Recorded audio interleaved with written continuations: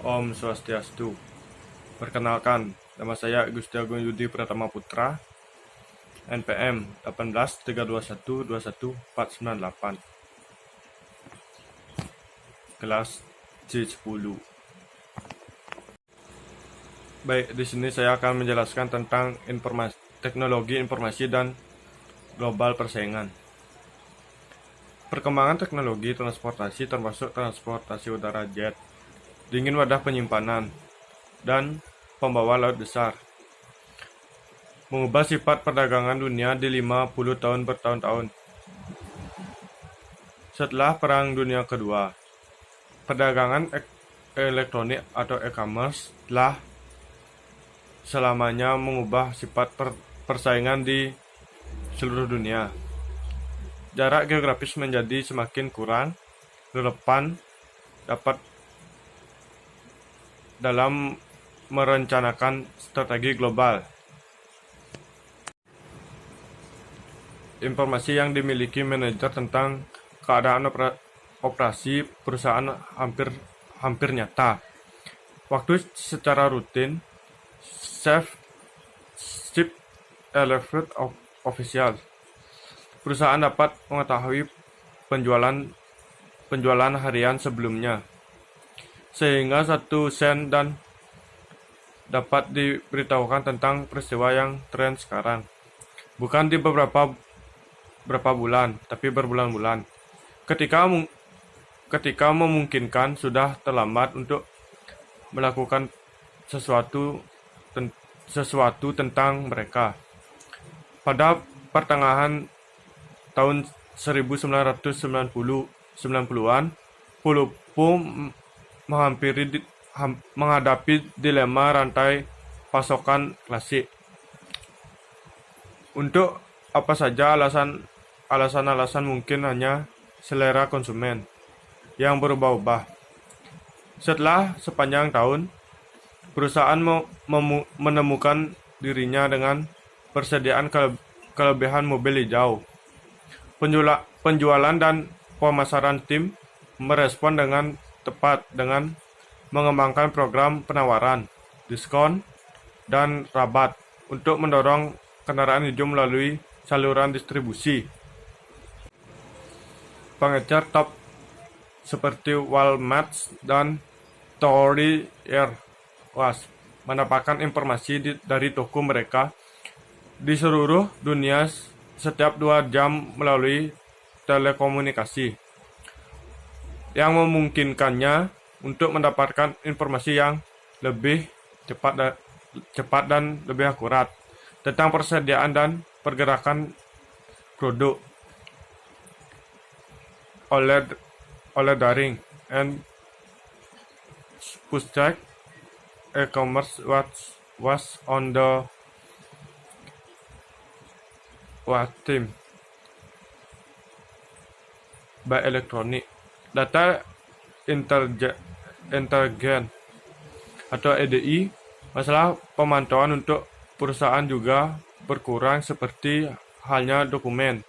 Misalnya ketika Microsoft datang dengan mengupdate pada suatu aplikasinya yang memerlukan beberapa pendidikan, pelanggan menggunakan video conference pada jaringan informasi globalnya, mengatur suatu presentasi untuk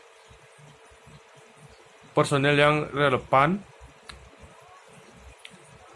terbesar di seluruh dunia, offering perjalanan dan beberapa presentasi. Dan yang selanjutnya, tidak ada saluran pemasaran lain selain e-commerce, di mana pendapatan tumbuh dengan kecepatan ini. Tidak ada cara lain bisnis dapat tumbuh tanpa hambatan oleh kebutuhan untuk membangun ruang komersial dan memperkerjakan staf penjualan. Internetlah secara mendasar mengubah harapan pelanggan tentang kenyamanan, kecepatan, perbandingan, harga, dan layanannya. Misalnya seperti Walmart perusahaan AS terbesar dengan penjualan tahunan 375 miliar dolar. Bahkan secara kreatif mencoba mempekerjakan bintang TV untuk meningkatkan penjualannya agar lebih meningkat drastis. Selanjutnya, pemasaran di luar negeri negara. Asal selalu terhambat oleh geografis, jarak dan kurangnya informasi yang cukup tentang pasar luar negeri. Meskipun teknologi, transportasi, dan komunikasi telah berkurang jika tidak dihilangkan banyak kesulitan melakukan bisnis lintas batas nasional. Tidak akan lagi geografis meningkat apresiasi perusahaan atau ruang lingkup pasarnya. Akan ada puluhan perusahaan yang kehilangan monopoli lokal mereka untuk food loss bisnis online. Dell Computer dan Amerika Serikat lainnya. Recruit Iblis, internet terbesar di Jepang. Situasi belajar dengan lebih dari 71.000 bisnis terdaftar, menjual 37 juta produk, penjualan tumbuh dari 26 juta dolar Amerika. Pada tahun 2000 menjadi sebesar 1.077 US dollar. Salah satu pasar internet terbesar di dunia. Game online berkembang pesat dan merupakan salah satu dari 3 game terbesar. Pembuat uang untuk perusahaan internet dengan dua lainnya adalah Friends dan Education. Efek akhir dari jaringan informasi dalam perusahaan multinasional diharapkan untuk berada pada sifat struktur organisasinya. Semakin banyak perusahaan multinasional telah mulai menggunakan server web internal di internet untuk memfasilitasi komunikasi dan transaksi antar karyawan, pemasok, kontraktor, independen, dan distributor. Siemens untuk misalnya menghabiskan 1 miliar untuk mengubah dirinya menjadi perusahaan. Dampak yang jelas dari teknologi informasi adalah pembayaran yang lebih cepat dari teknologi dan siklus hidup produk yang lebih pendek di pasar global daripada sebelumnya. Lagi difusi untuk warna televisi antara Amerika Serikat di suatu sisi dan Jepang dan Eropa di sisi lain adalah 6 tahun. Dengan demikian, perusahaan yang menjual komputer pribadi harus meluncurkan produk baru pada komputer dasar ini seluruh dunia agar tidak tertinggal dalam hunian global. Lingkungan global dengan Dominikan. Menurut strategi yang mencakup banyak batas-batas dan selera nasional, dan itu mengintegrasikan operasi perusahaan di seluruh perbatasan nasional.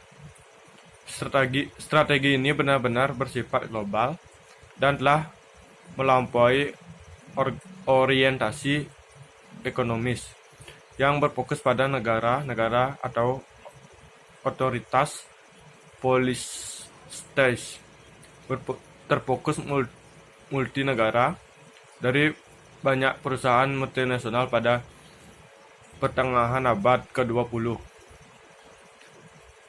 Si perusahaan dengan demikian perlu mengadopsi otoritas geografis yang memandang seluruh dunia sebagai pasar potensial dan mengintegrasikan kegiatan perusahaan secara global untuk meningkatkan penjualan. Dan yang berikutnya ada strategi global. Strategi global adalah untuk ari kompetitif. Keuntungan yang timbul dari lokasi ekonomi skala dunia atau distribusi merek global, yaitu dengan mengembangkan kehadiran global, mempertahankan dominasi domestik dengan mengatasi fragmentasi negara demi negara.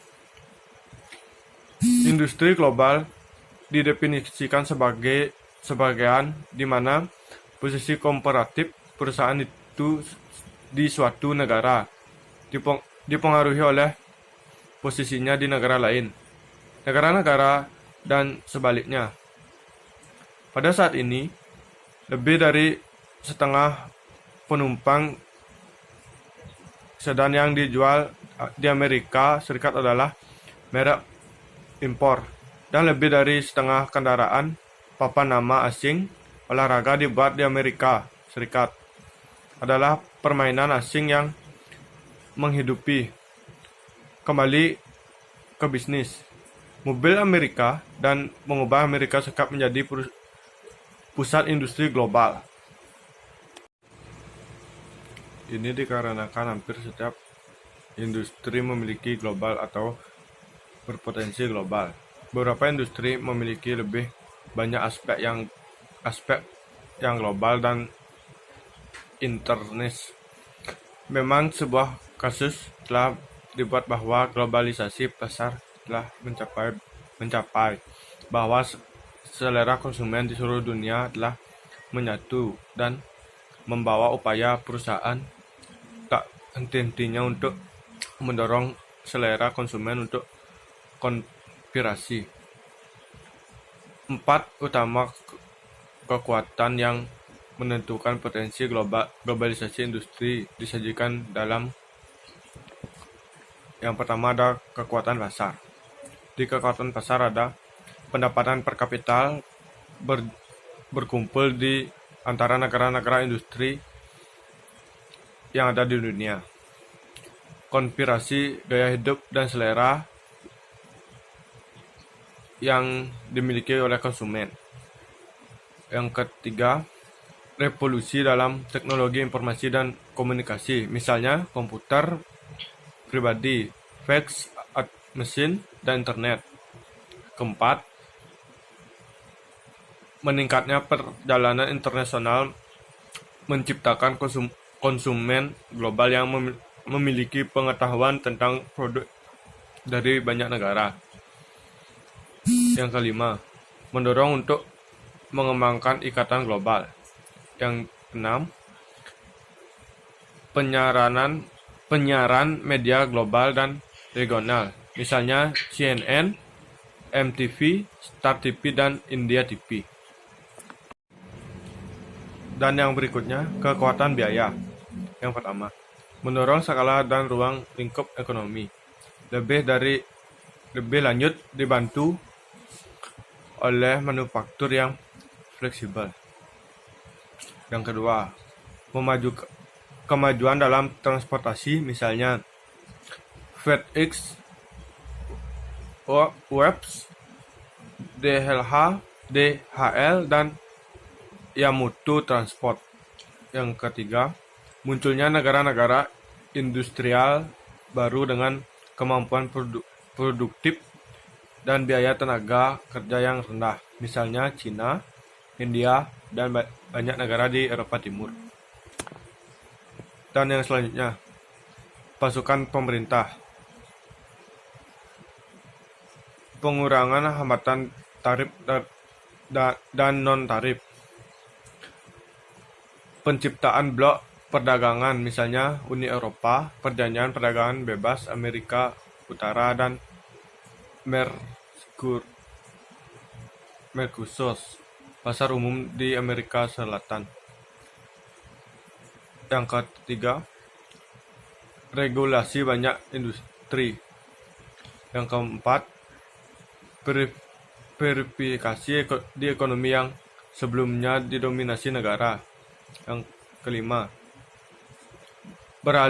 beralih ke ekonomi pasar terbuka dari sistem komunikasi tertutup di Cina, Eropa, dan bekas Uni Soviet, dan beberapa negara lainnya.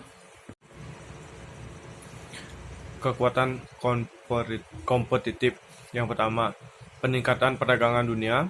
Yang kedua, munculnya internet, lahirnya global, dan perusahaan lain.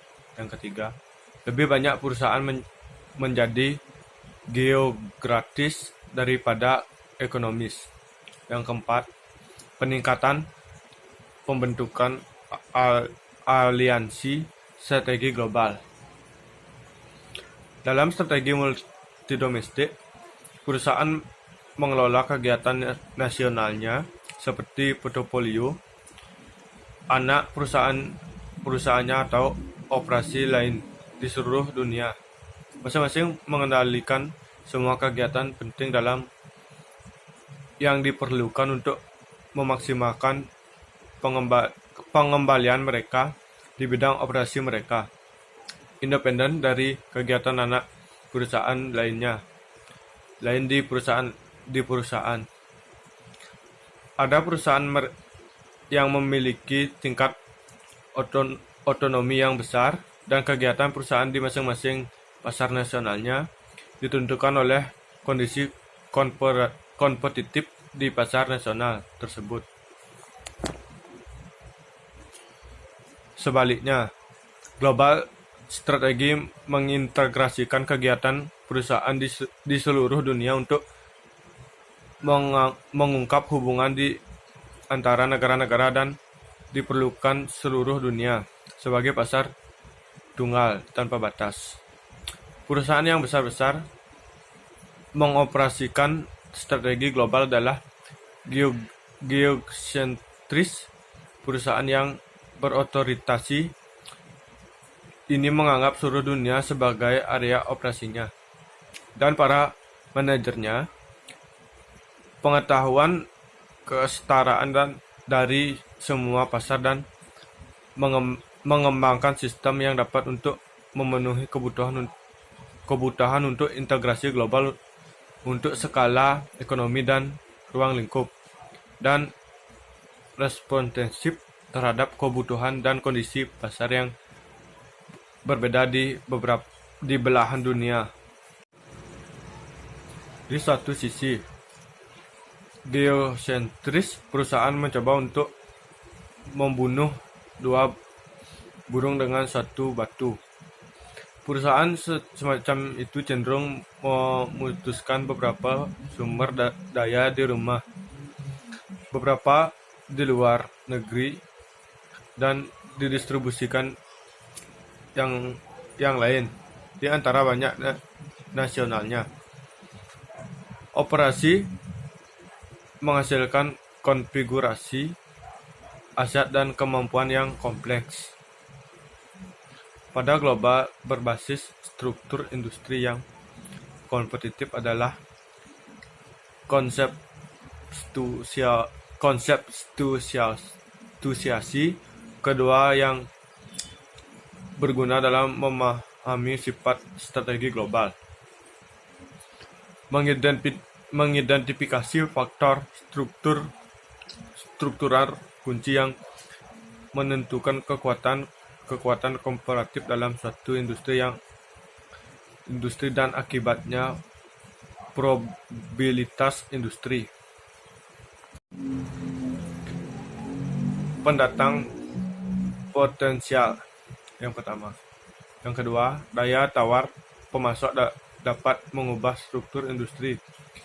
Intel memiliki menjadi produsen mikroprosesor yang dominan untuk komputer pribadi. Dia daya tawar yang sangat besar setelah menyebabkan banyak produsen PC untuk beroperasi pada margin keuntungan tipis, membuat industri PC sangat kompetitif. Yang ketiga, daya tawar pembeli di suatu negara. Yang keempat, ancaman produk atau layanan pengganti PlayStation.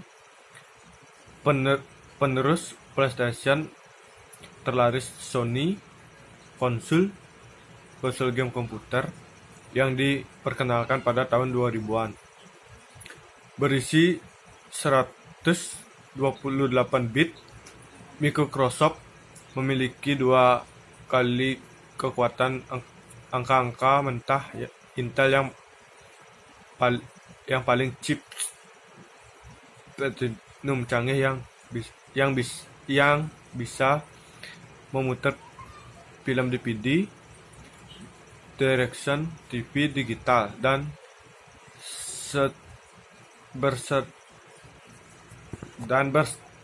berselancar di internet dengan harga kurang lebih dari $400.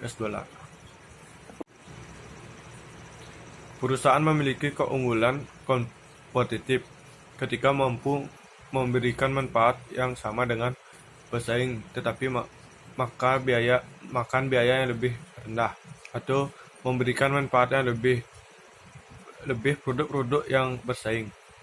Keunggulan kompetitif adalah roda monopolis sementara yang dapat dinikmati perusahaan atas para pesaingnya. Untuk menjaga roda monopolistik seperti itu, perusahaan berusaha untuk mengembangkan strategi yang akan sulit bagi para pesaingnya untuk ditiru. Perusahaan yang membangun keunggulan kompetitifnya pada skala ekonomi dikenal sebagai salah satu menggunakan sistem kepemimpinan biaya. Skala ekonomi terjadi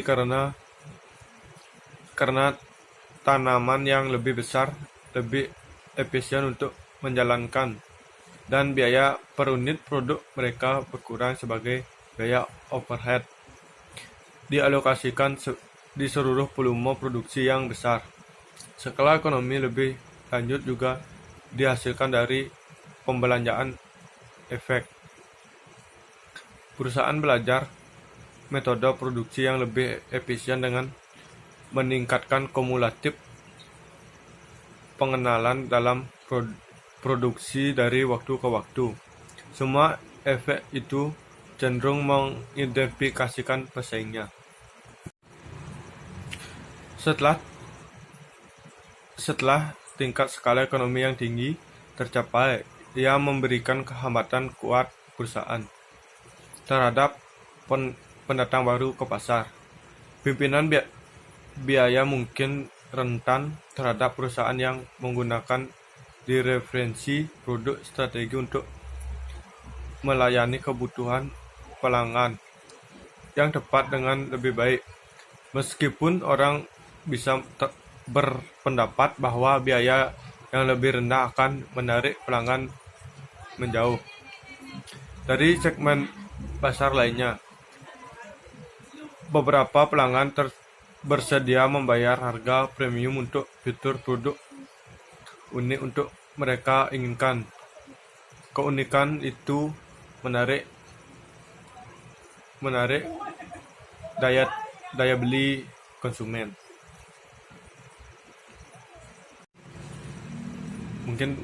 Mungkin dapat dalam bentuk kenyamanan, kinerja produk, dan estetika, status simbol, dan ekuiditas. Meskipun raksasa Jepang di industri mobil, terutama pasar Amerika Utara dan Asia pada tahun 1970-an dan tahun 1980-an, BMW Jerman dan Volvo Swedia saat ini di bawah kepemilikan Ford misalnya berhasil mempertahankan kekuatan kompetitif mereka di segmen high-end dari pasar mobil. Sementara harga minyak yang tinggi menyebabkan rasa sakit hati bagi AS pembuat mobil seperti GM dan Ford.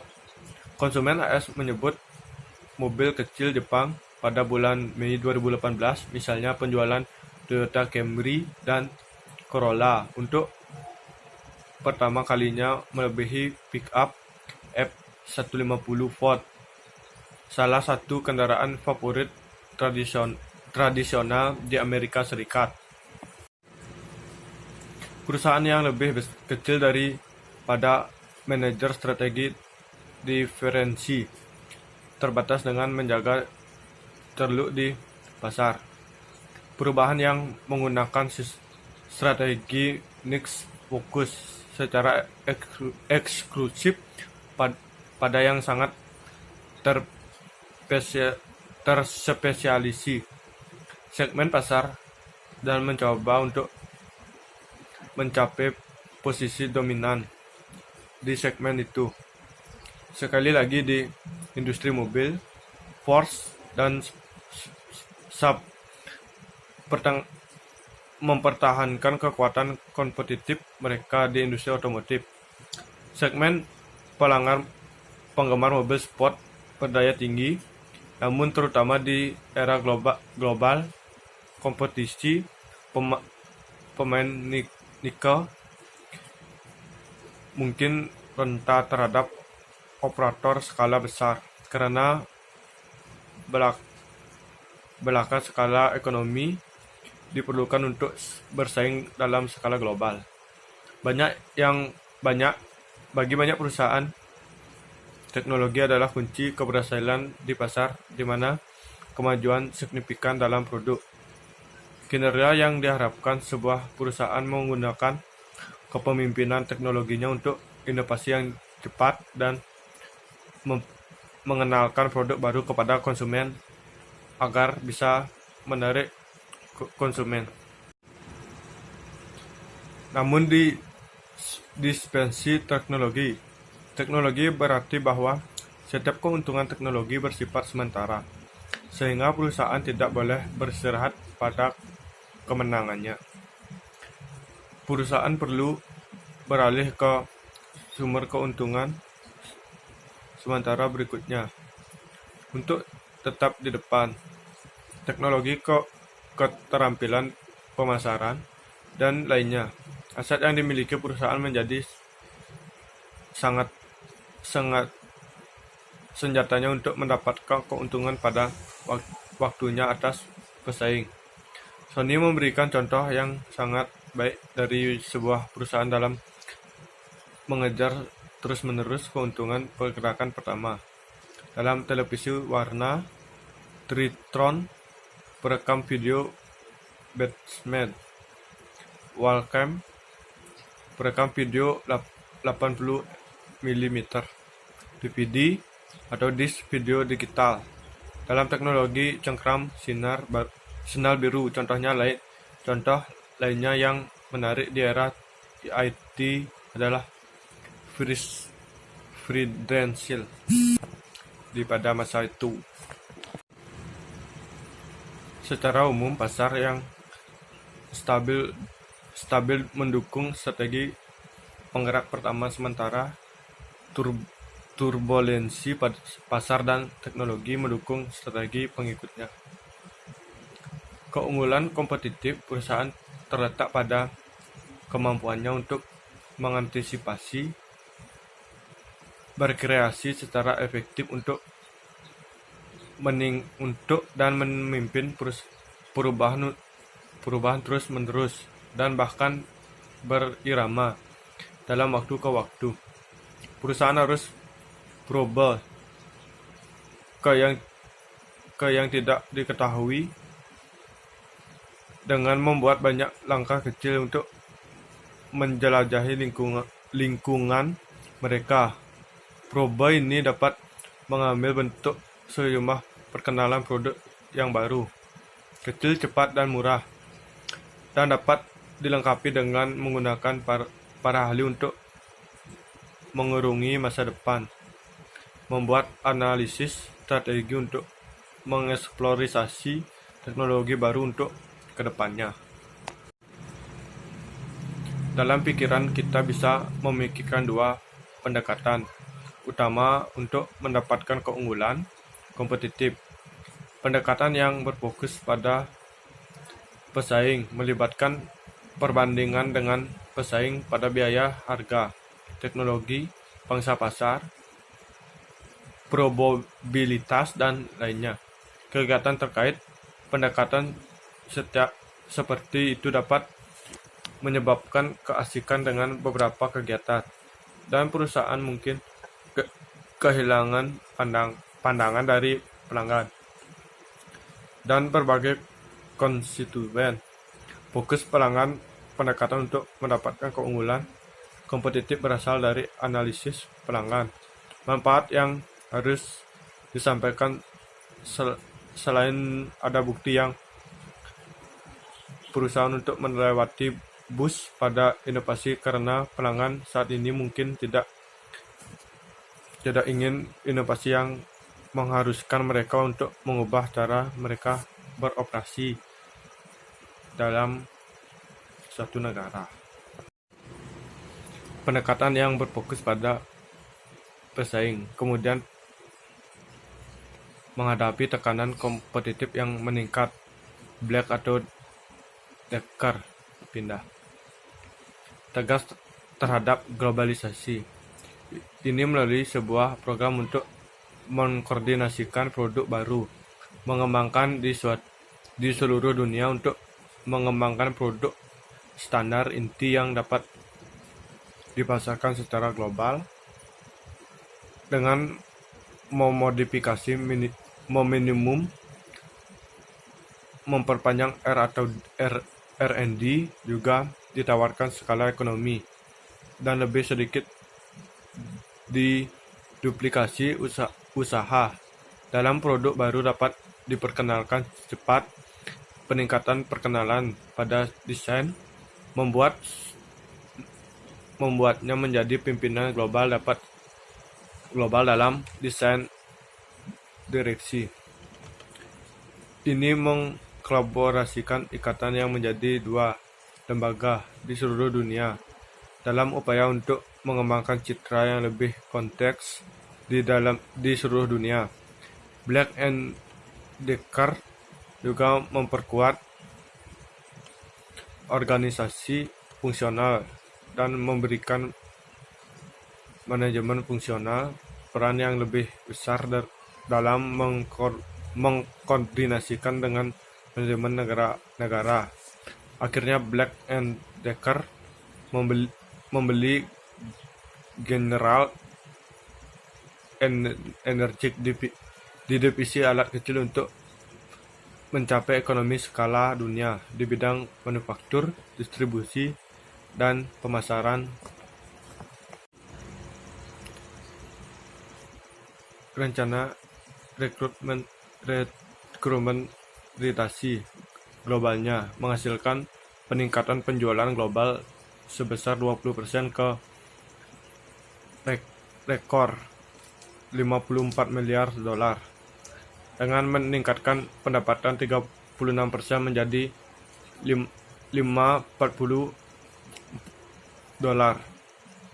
per saham pada tahun 2015.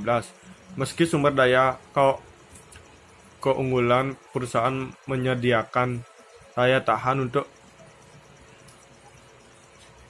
strategi peraturan dan menghambat lainnya, bisa terbukti luar biasa. Bagaimana Einstein Lawyat mencapai prestasi seperti itu?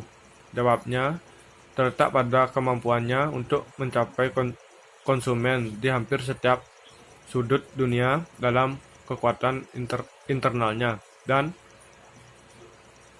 keragaman portofolio mereka.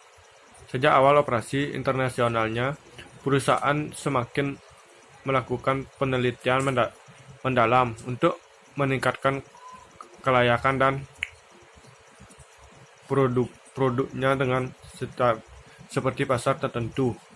yang dapat menyebabkan citra kelemahannya yang tinggi.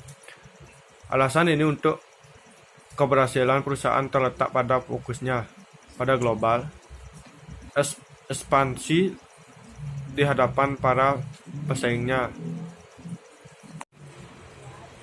Selama tahun 1980-an, perusahaan membuat kemajuan untuk yang cukup besar dalam menjangkau pasar yang masih di luar jangkauan.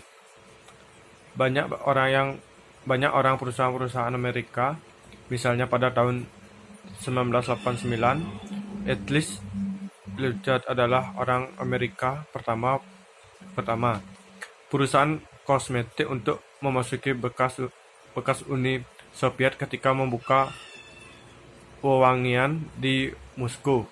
Pada tahun yang sama itu mendirikan butik kecantikan berdiri bebas pertamanya di Bangladesh, Hongaria pada tahun 1990-an. Perusahaan bergerak lebih jauh ke pasar yang belum dimanfaatkan seperti Cina. Baru-baru ini, Chill Liquid mendirikan sebuah kehadiran di Vietnam. Satu lagi alasan untuk keberhasilan perusahaan adalah penggunaan sumber daya keuangan untuk lebih memperkuat nilai merek.